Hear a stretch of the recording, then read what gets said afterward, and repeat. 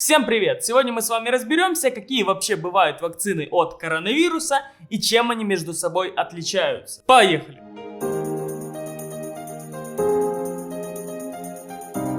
Сразу хотел бы отметить, что речь пойдет о тех вакцинах, которые производятся состоянием на февраль 2021 года, то есть на момент выпуска данного ролика. Итак, всего есть 5 вакцин, о которых мы с вами будем сейчас говорить. Pfizer, Moderna, AstraZeneca, Sputnik 5 и Sinopharm. Давайте по порядку. Pfizer. Это совместная разработка немецкой компании BioNTech и американского концерна Pfizer.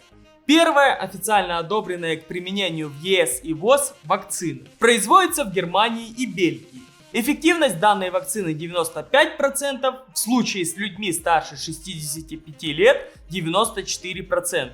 Такие результаты получила Еврокомиссия по сертификации препарата в странах ЕС. Работает как против британского, так и южноафриканского штамма. В 2021 году планируют произвести 2 миллиарда доз. Следующей в списке идет вакцина американской биотехнологической компании Moderna. С января 2021 года сертифицирована как в США, так и в странах ЕС. Производится в основном в США. Эффективность 94%. При введении 2 доз вакцины в объеме 100 микрограмм защищает от всех выявленных к настоящему времени штаммов COVID-19. В 2021 году планируют изготовить 1 миллиард доз. В свою очередь, вакцина AstraZeneca была разработана шведско-британским производителем фармацевтической продукции в сотрудничестве с Оксфордским университетом. Производство вакцины осуществляется в Индии. Европейское агентство по лекарственным средствам представило разрешение на применение вакцины AstraZeneca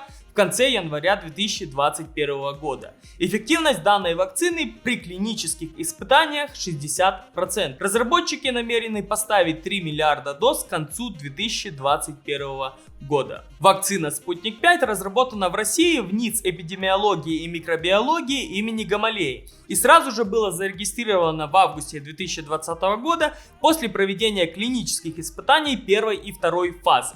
Таким образом, решение зарегистрировать вакцину без широкомасштабного тестирования, то есть третьей фазы, вызвало бурную волну критики от международных исследователей. Производить эту вакцину будут в Индии, Китае, Бразилии и Южной Корее. В ЕС и США пока не прошла сертификацию и не зарегистрирована. Авторитетный медицинский журнал Lancet опубликовал данные третьей фазы исследований с эффективностью 91,6%. За 2021 год производитель планирует отгрузить 1,2 миллиарда доз вакцины. Вакцины Sinopharm и Sinovac разработаны в Китае и сейчас проходят последнюю фазу клинических испытаний. В ЕС пока что только Венгрия одобрила использование этой вакцины на практике. По данным из Бразилии, эффективность Sinovac составляет 78%, а по данным индонезийских органов здравоохранения 65%. Производитель собирается изготовить 1,3 миллиарда доз к концу 2021 года. В этом выпуске я постарался максимально информативно и, главное, лаконично рассказать о тех вакцинах от коронавируса, которые сейчас существуют